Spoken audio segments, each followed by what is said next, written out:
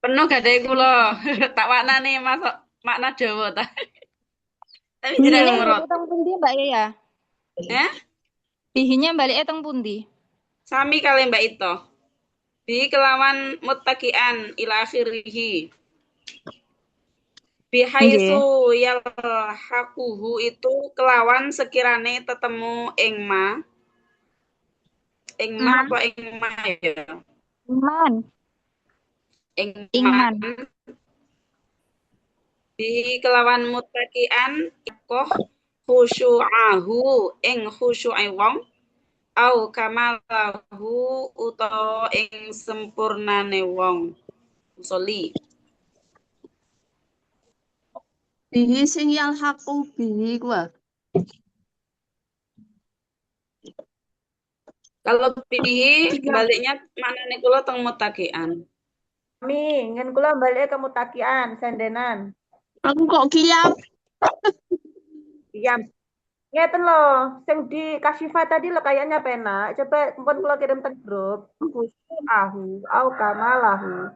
Nah, batasan yang atau kesempurnaan, au yang sulubihi atau dengan berdiri tadi bisa menghasilkan masyakoh la tahtamilu adatun yang tidak bisa diterima adat wahia al muradu bisyadidati karena maju dan atar qiyam fil fardi.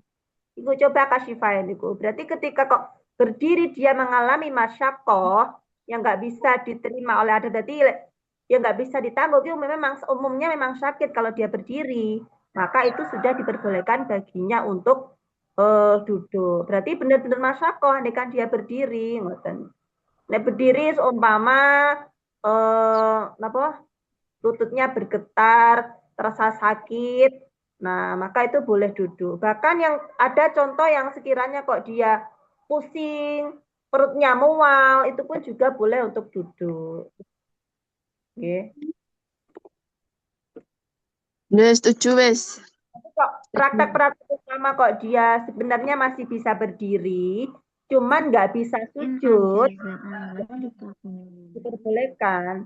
Seharusnya praktek yang benar, tadi ya kayak Afifah tadi, berdirinya berdiri, kemudian untuk ruko dan sujudnya, seperti yang sudah dikatakan sama Afifah. Tapi kalau untuk urusan berdiri yang benar-benar dia masyarakat tidak bisa untuk berdiri, baru itu diperbolehkan untuk duduk. Baik duduk di kursi ataupun duduk itu. Mbak Leli, Ampun. naik piye ya? Nyai batasan nggak kuat berdiri. Kembali ke diri kita masing-masing. Masing-masing paling. Diri ke masing-masing. Kalau di MUIN itu yang memberi batasan imam. Imam ki sinten ya? Itu yang tadi di MUIN itu kan wadhabataha al imamu. Yang memberi batasan masyaqqah atau tidaknya itu al imam bi antakuna bi haitsu yadhabu ma'aha khusyu'un. Imam yang iya lah. Tapi sing Mbak Leli itu yang Kasyifa ya adati. Nggih. Awalnya nggak ada, tapi yang memberi kalau adat itu kan akhirnya napa nggih kayak umum ngonten nggih. Jadi yang memberi batasan secara umum itu dikatakan masyaqqah itu imam gitu kalau di MUIN. Berarti niku maksudnya paling ya dokter. Iya paling nggih, maksudnya yang tentang kesehatan ngonten niku paling. Pembahasan lain teman-teman. Berarti nek khusyuk tok nggak sakit nggih. Alasan khusyuk tok nggak sakit nggih. Gak iso iku lek khusyuk tanpa ada Tanpa ada masyaqqah, Berarti kan tanpa tetap ada harus ada masyaqqah. alasannya. Masih masyarakat berarti nggih. Harus ada masyaqqahnya, masyaqqah yang menghilangkan kekhusyuan. Terus mungkin lek masyakoe hanya sebagian kados Mbak Mbak Hajah Fifah wau nggih, berarti nggih sebagian mboten sepenuhnya duduk. Ketika berdiri ngoten kan masih mampu, tapi ketika sujud tidak mampu mungkin karena lututnya asam urat atau bagaimana, berarti nggih dia berarti masyakoh ini ku ada kalanya masyakoh penuh, ada kalanya masyakoh sebagian ngoten loh. Lek sebagian berarti dia masih mampu berdiri, nggih itu harus dilakukan. Karena masih mampu cuman tidak mampu sujud. Berarti setelah berdiri nanti langsung duduk di kursi, terus melanjutkan dengan isyarah atau nopo gerakan yang secukupnya niku, yang mencukupi sujud. Ngoten toh nggih? Berarti nggak bisa langsung duduk total ngoten loh, ketika dia mampu sebagian karena masyakohnya hanya separuh ngoten. Masyakohnya itu nggak sepenuhnya, berarti dia harus berusaha dulu. Enten nggak ya ibarat Mbak Haja Viva? Maksudnya kayaknya Kulo baru dengar nggak ya? Maksudnya masyakoh sujud. Maksudnya kan sebenarnya yang diwajibkan tahu sendiri. anu Mbak ya, soalnya kan nek nek kita lihat kan yang sering terjadi di sekitar kita kan ngoten niku toh. Jadi orang masih bisa aktivitas tapi sholatnya langsung duduk. Nah untuk sementara ini tadi di obrolan kulo tangkelat kira-kira ada nggak sih pendapat kaul yang mengatakan aku sih belum nemu. Maksudnya yang sudah sering terjadi di masyarakat kalau dia ndak mampunya hanya sujud tapi langsung sholatnya pakai selonjor. Kira-kira ada yang Ya, sekiranya kalau ada itu kan enak nggih maksudnya. tapi Iya untuk kan, ini sih belum nemu. Jadi apa ya nyuwun sewu misal kalau kita memberi penjelasan ke masyarakat memang nggih kedah pelan-pelan ngoten. Teng apa, Mbak? Tanya Mbak Sing malah. masyakoh sebagian niku wau to. Mungkin Nggih. iya. ndak bisa dicukupkan dengan ibarat sing anu wau sing ada. Selama dia masih mampu berdiri meskipun harus napa tadi? Meskipun harus bersandar atau menggunakan alat bantu, Nggih, niku berarti wau kan teng dia kitab apa Bude? mengusahakan maksimal ngoten lho. Jadi lek maksimalnya separuh, nggih separuh dilakukan. Niku wau teng kitab napa nggih Bu Dewi nggih? Menawi kok Apa? betik niku. Tauseh. Napa? Tauseh. Menambahkan Mbak. Kalau sudah dibaca tadi kayaknya sudah ada yang murotan seperti itu. Nggih. Yang sudah Tauseh dibaca berarti. kan banyak yang muroti toh nggih. Yang Mbak, tadi selama menambahkan. mampu berdiri meskipun harus bersandar atau membayar ataupun pakai alat bantu yang lain. Oh nggih tahu Berarti itu kan bisa disimpulkan lek sing penting usahanya maksimal. Kalau maksimal dia hanya bisa separuh, nggih berarti bisa dimafhum dari situ, nggak perlu cari ibarat sing harus plek ketiplek ngoten kan harus separuh ya separuh lek nggak ada ibaratnya nggak bisa dipraktekkan kan mboten saged ngoten juga. Itu ibarat niku lho Bude, mungkin ada yang punya ibarat yang meringankan yang sudah menjamur di masyarakat niku loh. Kalau ndak mampunya hanya sujud, langsung pakai duduk niku mungkin ndak apa-apa. Mungkin maksudnya yang ibarat itunya mungkin ada teman-teman yang punya ngoten loh. Kalau yang Itu masalah boleh toh, misal masih mampu lek sing kula tangkep dari ibarat yang ada tadi nggih lek masih mampu berdiri ya harus nggih, berdiri kan fardu toh nggih. Berarti nggih. dia ya enggak sah berarti nggih. Lek misale sebenarnya dia mampu berdiri cuman tidak mampu sujud. Harusnya lek niku memang fardu dan kata-katanya kan meskipun harus bersandar, meskipun harus dengan alat bantu niku diusahakan dulu. Ngoten kan berarti cara langsung duduk niku nggak sah ngoten nggih lek dari Syafi'i.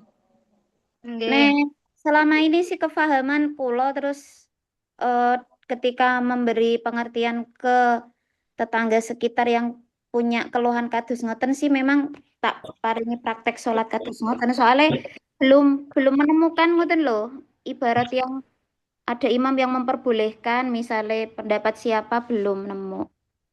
Nggih, matur suwun.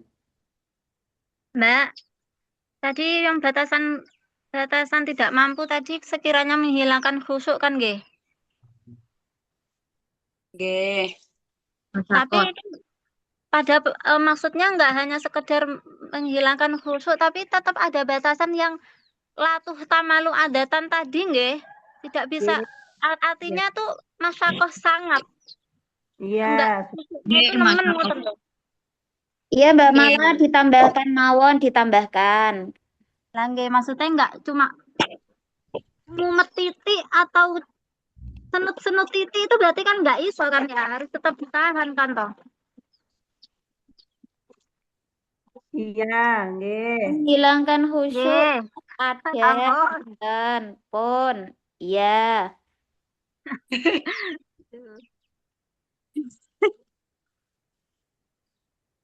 Niku Agak sendat-sendat iki apa sinyalku ya sing bermasalah. Terus jenengan Mbak Malang nggih ditambahkan sama adat. Aduh, Mbak Amel iki ya Allah. Jiwit lho kok Mbak Amel.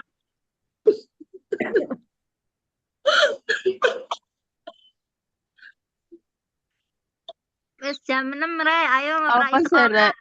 Tahu sih Berarti aja. ini wow sholat nopo sholat berdiri itu bantu ngetik kok ngetik ringkasan pertanyaannya kan wow bagaimana batasan seseorang Batasan sholat dengan berduduk. Nggih, pripun terus jawaban ini? Ojo to, mohon bantuan. Mari kita Kirane masyakoh sekiranya masyakoh dan menghilangkan khusyuk. Iku dan ae damel ibaratnya Mbak Leli maning. Yang buat dobit itu saja. sebenarnya kalau ada pertanyaan sih tambahan utama pundi mengusahakan berdiri atau mengusahakan untuk sujud? Berdiri neng. Berdiri nggih. Nggih, soalnya Al-Qadir niku termasuk rukun niku sih. Rukun berarti kalau sujud mboten napa-napa saya nggak kuat sujud ya sudah. Boleh tahu.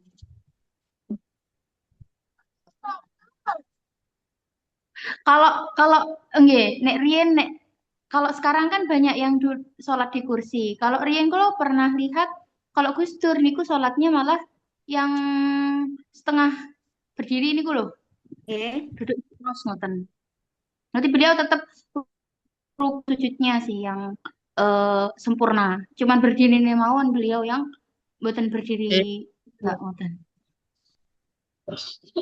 Kan saat niki kebanyakan kursi nggih. Mungkin masyakohe anu neng niku, memang masyakoh dalam hal berdiri.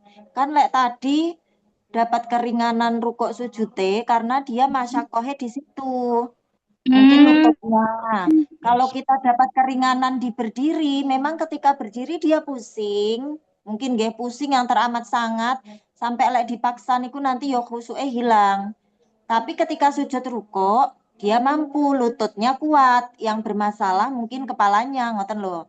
Berarti nggih rukhsah niku berlaku di mana letak masyakohnya. Letak masyakohnya nanti di kepala, berarti dia ya boleh duduk langsung. Sujudnya sempurna, ngoten nggih. Misalnya langsung duduk iftirosh, sholatnya sambil duduk, tapi sujudnya sempurna karena dia memang tidak bisa sujud. Tidak ada masyakoh ngoten loh di lutut dan kakinya, dan ketika gerakan sujud rukuk itu tidak ada masyakoh. Jadi mungkin dilihat kan mau batasannya masyakoh nggih, masyakoh yang teramat sangat. Lah letaknya di mana? Mungkin ngoten nggih lek menurut kula. Ini keterangan. Lanjut pertanyaan berikutnya. Kalau misalnya sholat Fatihah, baca Fatihah teman kan yang di kitab Kasyifah bacaan Fatihah itu nama baca Fatihah ini ku al-hifdzun au nazara fil mushaf. Nah, melihat pada mushaf. Misalnya napa namanya orang yang baca Quran bawa mushaf niku bagaimana gerakannya tidak terhitung 3 gerakan. Paham betul pertanyaan? Diulangi neng, pripun? Yang di Kasyifah qauluhunya niku membaca Fatihah itu baik dia hafal atau kita talqin, maksudnya diajari, ada yang ngajar, ada yang membacakan, atau dia melihat pada mushaf. Nah, pripun praktek gerakan yang misalnya melihat mushaf, tapi tidak lebih dari 3 gerakan. Dari ambil, terus ningali, ngoten lho maksud kula. Pripun prakteknya? Neng Vivi. Wis papan. Neng Vivi. Pripun? Nyuwun sewu kula malih kemutan anu napa? Dulu pas kula khidmah teng Anur, Gus Huda niku lho. Gus Huda niku kan setiap tapi niki posisinya jadi imam sih, memang jadi imam. Jadi rada kepenak ngoten lho di depan sendiri kan. Maksudnya niku kan nek menawi salat jamaah niku surat yang dibaca kan beliau ndamel Al-Qur'an sih. Juz napa? Nah, niku di depan beliau memang kados kayak ada meja ngoten lho. Napa posisinya lurus dengan wajah beliau. Jadi boten pengaruh ke gerakan mengambil sama menaruh Al-Qur'an. Tapi boten ngertos menawi semisal prakteknya nanti kalau kita pengen napa jenenge mengambil sama ndekek sekiranya umumnya mawon sih tidak sampai 3 kali gerakan nanti prakteknya pripun mungkin kita bisa mengira-kirakan. Oke, sampun. Izin masuk, Neng. Pripun? Nyun sewu, karena kula posisi sekarang khidmah di Pondok Quran nggih. Jadinya di sini itu kalau sholat pakai makro Quran. Jadi imamnya membaca, makmumnya harus menyimak. Dan itu sangat praktek dengan prakteknya ngenten. Monggo dikoreksi nggih, karena di sini dipraktekkan. Karena saya yang mengisi fikih, jadi saya kula ajari kan yang saya pahami dari yang membatalkan sholat itu kan 3 kali gerakan yang berturut-turut. Jadinya cara ngambilnya dan meletakkan diusahakan meskipun bergerak itu kalau sekiranya nanti tidak sampai 3 kali berturut-turut kan tidak membatalkan. Jadi ngeten nggih, kula praktek monggo jenengan koreksi. Jadi prakteknya ini semisal Quran nggih, itu dikempet di sini. Kelihatan. Nggih, terus Jadi ngambil gini. Jadi kan gini ya posisi ngenten. Ngenten. Ini menurut kula cuma 2 gerakan. Jadi masih aman. Nggih, ngenten nggih, diulangi nggih. Jadi dikempet ngenten, jadi pas sholat ngenten, ngambil, tarik. Ngenten nggih. Itu aman nggih, tidak ada 3 gerakan. Terus nyimak, habis itu kan dikembalikan. Lah ini ada gerakan gininya. Berapa 2. gerakan? 2. Ngonten. Kalau di sini kula ajari ngonten. Karena di sini memang pondok Quran terus imam membaca, makmumnya harus nyimak, membawa Al-Qur'an caranya ngonten. Terus sujudnya pripun? Kalih Sujudnya ya tetap dikempet ini. Kan boten jatuh. nggih. Boten di bawah. Nggih, ngenten. Berarti prakteknya ngonten di sini. Kita sujud Monggo dipun koreksi. boten Alah? kepikiran nih pas sujud pripun. Ya sujudnya tetap ini, posisi tetap di sini. Tetap di sini terus sujud ngenten. Mboten nate ana sing do tiba ngoten nggih Qur'ane nggih. Nek ngantuk itu enten, tapi kalau sadar tidak. Kita di sini terawih juga pakai makro. Maksudnya niku berarti setiap sholat ngoten. Apa karena sudah terbiasa jadi wis apa nggih? Niku lho. Jadi di sini napa niku jenenge? Tahajudnya itu setengah juz makroan. Terus imamnya membaca bil ghaib, makmumnya wajib nyimak dengan membawa Al-Qur'an itu. Jadi kalau imamnya salah, ya diingatkan sama makmumnya yang membawa Al-Qur'an itu. Lah, sekarang kan Ramadan itu di sini khatam. Jadi setiap hari 1 juz. Imame Jadi niku garwane Mik Yaya re imame. Masya Allah. Masya Allah, spill dong.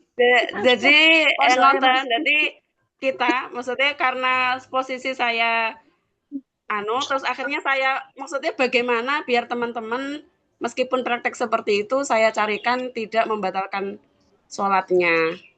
Jadi saya ajari gitu. Jadi meskipun bergerak, ini kan sebenarnya bukan gerakan sholat nggih, makanya kalau 3 gerakan yang berturut-turut itu bisa membatalkan sholat. Makanya ketika praktek mengambil dan mengembalikan Quran di posisi itu, diusahakan tidak boleh 3 kali gerakan. Terus saya kasih contoh seperti tadi. Mbak Yaya cara mengingatkannya gimana Mbak Yaya?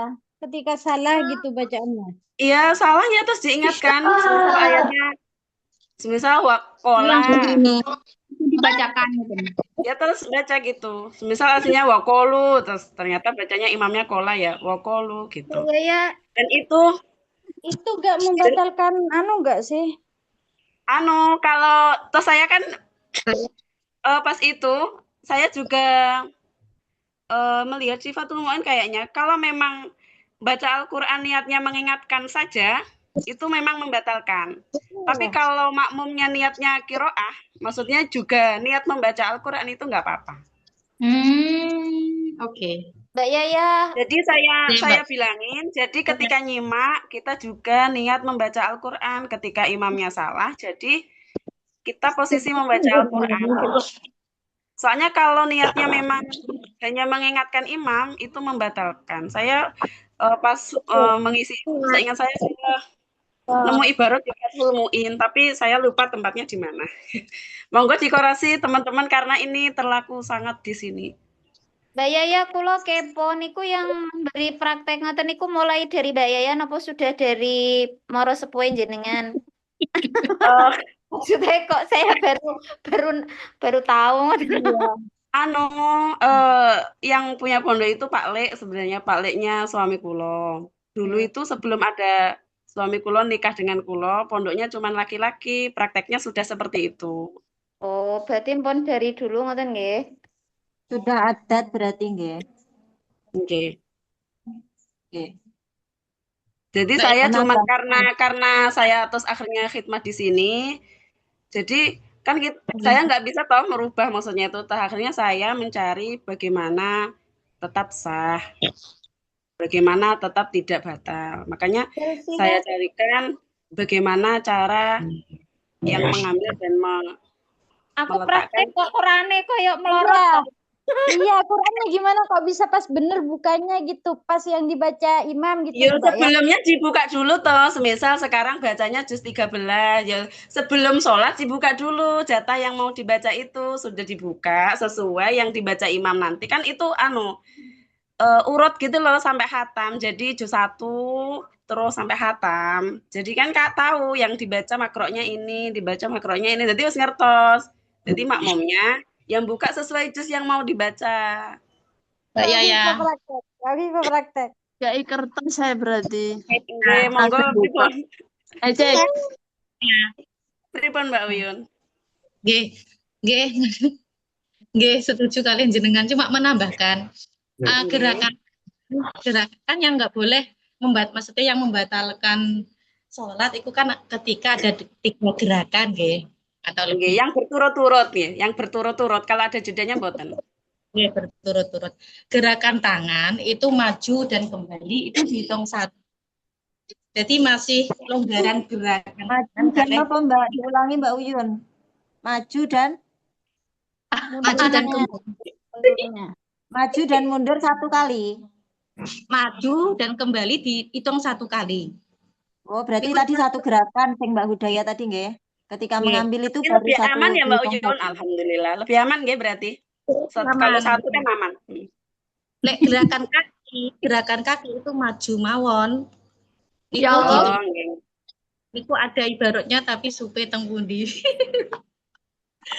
Maju mundur yang nggak ada jedanya toh maksudnya. Maju mundur. Prakteknya Mbak Hajah Fifah tadi pakai meja, Mbah Yai sinten wau. Pakai meja lebih mudah nih. Sudah. Pakai meja Mbak Hajah. Iya, depannya beliau ada meja. Saya praktek kemarin pas malam pertama Ramadan. Ini gede ukurannya memang Quran wageng ngoten lho. Qurane Quran sing gede, mungkin nggih beliau kersane cetha ngoten nggih menawi. Tapi kita kalau pakai meja nggih mungkin lebih mudah nggih, prakteknya mungkin bisa banyak. Bisa seperti Mbak Hudaya atau pakai meja. Tapi lek kula mbayangne pakai meja sepertinya lebih mudah meskipun pakai Al-Qur'an kecil. Misalnya kan hanya 2 rakaat nggih, jadi bisa dipersiapkan. Ketika setelah sujud berarti langsung ngambil ngeten kan 1 gerakan. Berdiri berarti langsung ngeten. Terus mengke ketika mau ruko diletakkan kan mejanya di depannya. Ketika mau ruko Al-Qur'an diletakkan di meja yang di depannya itu juga maksudnya depannya. juga salah satu prakteknya ngoten loh. Mungkin juga enak. Mungkin nek prakteknya kados ngoten anu Bude, kalau misalkan makmumnya itu bawa Al-Qur'an semua niku loh yang repot. Berarti kan di depan sajadahnya Yang di ada soft 2 kan nggak bisa nggih, ada mejanya di depannya. Makanya di sini prakteknya dikempit itu. Oh, nggih. Kan semuanya suruh bawa semua soalnya. Nggih. Lah iki ada batasan hitungan 3. Mutawaliyah itu langsung dihitung 2, tapi lek pingin tetap dihitung 1, iku biqadri kul huwallah. Jadi umpama contoh kaya kul huwallahu ahad. Gimana nih? Jadi kaya contohnya kaya umpama Mbak Yaya pengambilan pada saat umpama mari takbir ya. Lek takbir piye? Ngempit Quran ngene ya Takbir berarti. nggih ngeten biasa nggih. Ngene ya ngempit Ini Quran ya, umpama. ya biasa ngeten nggih. Berarti Allahu Akbar ngono kan. Terus iki dijupuk. Iki berarti iki posisine 1. 1 kan. Satu ya. Bismillahirrahmanirrahim. Alhamdulillahirabbil alamin. Lah ketika iki wis 1 karena ketika baca surat ada batas nggak mutawali agak kayak ngene. Allahu Akbar terus ngene. Iki wis dianggap 2. Kalau seono gange koyo Mbak Yaya iku umpama ngambilnya pas Fatihah apa ngambilnya pas baca surat, Mbak ya? Biasanya pas badene surat. Umpama pas badene surat kan ada batas bisa dianggap 1, tetap 1 karena seono baca suratnya iku gak langsung gak umpama contoh ini. Set terus dibalik noneh iki dianggap 2. Tapi lek seret masih ada meneng riyen nggih, meneng riyen kan nyimak nggih. Meneng riyen kan kan gini. Kan ini terus umpama ini terus set ini masih dianggap 1. Karena mari iki sik maca sanian fituhri bainal haidi wan. Nggih, berarti kayak ini malahan nggih, enggak sampai 3 kali gerakan nggih. 1 langsung tutup. Iki 2. Oh, soalnya terus-menerus tanpa ada jeda. Kan ada tragedi merucut tiba, dia ketika mengambil kalau nggak lihai kan bisa jadi tetap gerakan banyak ya. Berarti lah batal sama sholatnya batal. Atau enaknya bawa Quran yang kecil niku biar nggak berat kayak di ketiaknya. Enggak, ya di sini biasanya pakai kecil, kados kudus ngenten, atau biasanya ada yang pakai jus-jusan. Apalagi lek kangen rujuk. Bener Mbak Amel memang harus pro. Jadi nek kayak santri baru tak bayangno kok ijek merucut-merucut to. Mungkin. Lah iya engko praktek kados Mbak Huda ngoten anu nggih, semisal halamannya hilang ngoten. Ngeten dihitung 1 to nggih. Berarti kalau cari halaman pakai jari ngeten. Iya bisa. Biasanya kan kalau makroan itu kan juga 2 kaca nggih. Jadi rakaat pertama kaca pertama, terus nanti rakaat kedua kan kaca kedua. Jadi malik. Lah nggih berarti hitungannya aman gitu loh. Semisal hilang halamannya karena kegesrek mukena mungkin nggih. Terus kebalik ngoten kan jari-jari niku. Berapa kali pun gerakan berapa kali pun kan. Jari-jari aman nih. Berarti nanti berlembar-lembar yang dibuka dihitung 1 gerakan. Aku kok nanti dikoreksi bener apa dereng. Maksudnya iso memberi edukasi ke santri-santri. Jangan sampai 3 kali gerakan gini-gini. Kulo nggak bisa kebayang soalnya dengan jumlah santri yang segitu banyak harus satu-satu paham sih mesti Nenggera. Di sini saya ulang-ulang terus ya itu pakai muqtadiat itu yang praktek sholat, wudhu dan sebagainya ya itu setiap tahun karena di sini gerakan santrinya cepat jadi kadang ada yang Jadi setiap tahun itu mesti banyak anak barunya. Jadi setiap tahun saya ulangi, meskipun di sini 3 tahun ya setiap tahun mendengarkan kejelasan saya itu. Maka mukena dan sebagainya itu setiap tahun sama head yang saya jelaskan itu. Karena menurut saya yang paling penting itu. Mbah Haja Pip, kalau tanya, Kiai Huda niku kan Nggih, bacanya di depan apa namanya meja nggih. Nah, nggih. kan kalau malik malik Niku lembaran pripun? beliau niku ning satu rakaatnya satu kaca ngoten. Hmm. Boten Hmm. boten dua ngoten. Dadose ngeten nggih Ra, kan di depannya ageng ngeten. Beliau rakaat pertama baca niki, terus rakaat kedua baca niku ngoten. Oh, Halaman berarti iki boten boten perlu malih nggih. boten sampai gerakan yang pripun-pripun boten. Oh, nggak Enggak sampai apa 3 mungkin kali beliau berturut-turut. jaraknya itu Nggih. budeu, Pripun? jaraknya mau menuju ke Jauh, Al-Qur'an kan mungkin beliau jagani ben mungkin bisa nggih, turut. saya ben boten kerepotan nggih. Oke. Ya, dibacakan gerakan-gerakannya Mbak Yaya itu aman banget iku, soalnya pakai tangan. Dibacakan Mbak Leli iku lho. Bismillahirrahmanirrahim. Wasabihuha bi salasi harokatin mutawaliyatin. Jadi batasannya miku memang harus mutawaliyah. 3 kali gerakan, kalau nggak mutawaliyah ya nggak masalah sih. Ayakinan walau bi'aqdo'in muta'addidatin kan haroka roksuhu wa yadaihi wa dhahabar rijli wa auduha yu'addu marataini mutlaqon. Sawaun hasai tisalu amla. Anu mau. Jadi 3 kali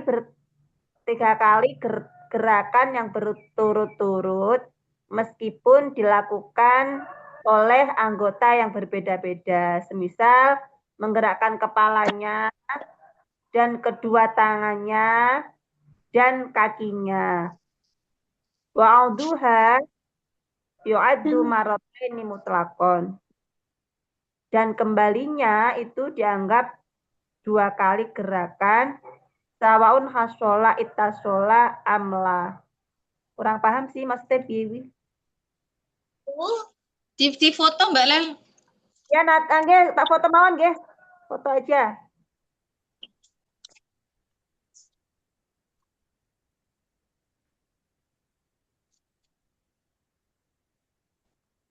Aku nambahin takrirot tadi di grup ya. Nggih.